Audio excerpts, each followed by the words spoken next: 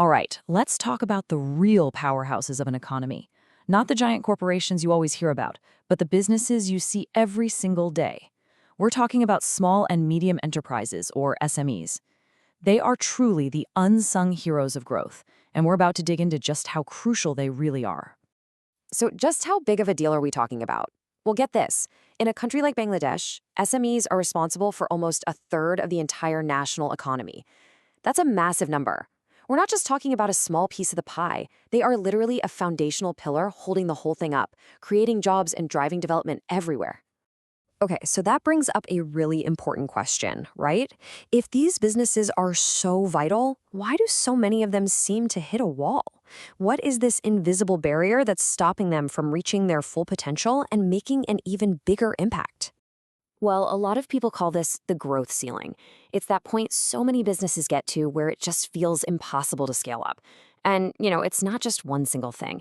It's this whole tangled web of challenges that we're about to pull apart.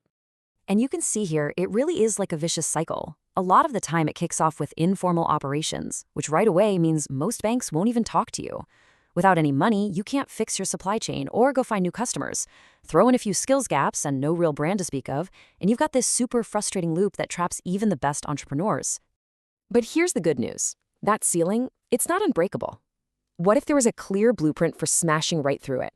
A structured path to building a business that's stronger and way more resilient. And that's exactly where a smart framework built on what we'll call the pillars of growth comes into play.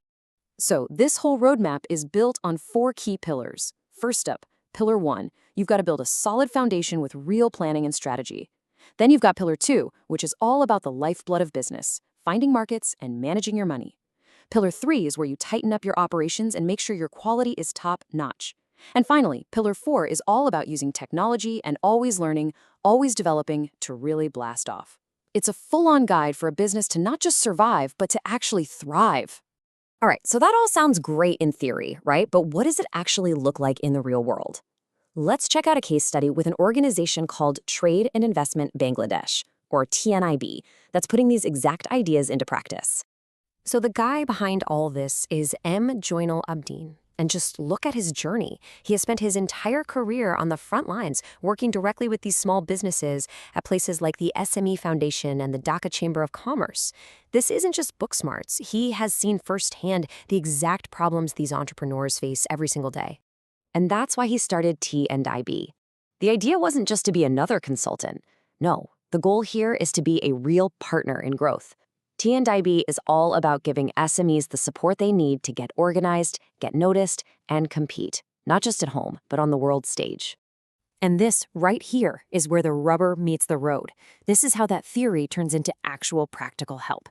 So when we say digital transformation, we're not just talking buzzwords. We mean actually building a professional website and getting it seen. Market development becomes real, hands-on matchmaking between buyers and sellers. This is what strategy looks like in action.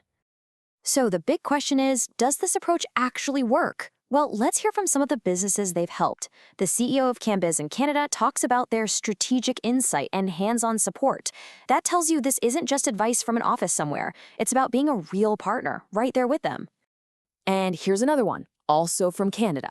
They point out the responsive approach and the deep understanding of cross-border business dynamics.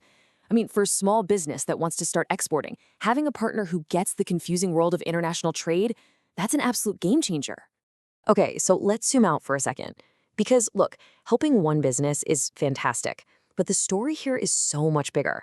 When you build a system that can lift up an entire sector of small and medium businesses, you start to unlock a country's true economic potential. And this is the main takeaway, the thing you really need to get. Helping small businesses isn't charity. It is one of the smartest economic moves a country can make. Every time an SME succeeds, it means more jobs, more new ideas, and a stronger economy for everyone. It's a direct investment in the future. So I want to leave you with this final thought.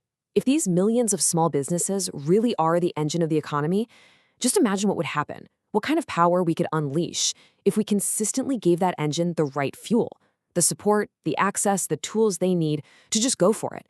What would that future look like?